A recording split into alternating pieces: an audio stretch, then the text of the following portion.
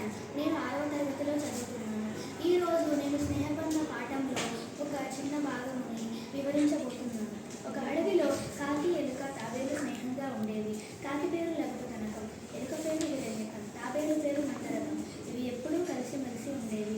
ఒకరోజు ఒక జింక భయంతో పరిగెత్తుతూ ఈ స్నేహితుల దగ్గరికి వచ్చింది. ఆ జింక ఎవరో ఎందుకు పరిగెత్తుకుంటూ వచ్చిందో ఈ స్నేహితులకు అర్థం కాలేదు. ఎందుకైనా మంచిదని తాబేలు నీటి మడుగులోకి వెళ్తుంది. ఎలుక కలుగులోకి దూరింది. కాకి చెట్టు మీద ఒక కొమ్ము మీద వాలి చుట్టూరా చూసింది.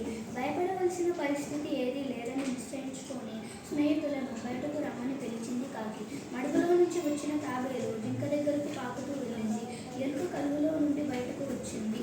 కాకి నేలపైకి వచ్చి వాలింది. నువ్వెవరివి? ఎందుకు పరిగెత్తుకుంటూ వచ్చావు? ఎందుకు భయపడుతున్నావు అని తాబేలు జింకను అడిగింది. జింక ఇంకా రొప్పుతూనే ఉన్నది. జింక మెల్లగా గొంతు సవరించుకొని నేను చిత్రాంగుడిని అన్నది. ఒక వేటగాడు నన్ను రాగా నేను భయపడి ఇటువైపు వచ్చాను. దారి తప్పాను.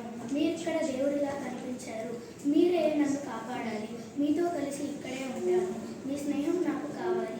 కాదనకండి అని వేడుకున్నది. అప్పుడు తాబేలు చిత్రంగా భయపడకు. ఇప్పటి వరకు నేను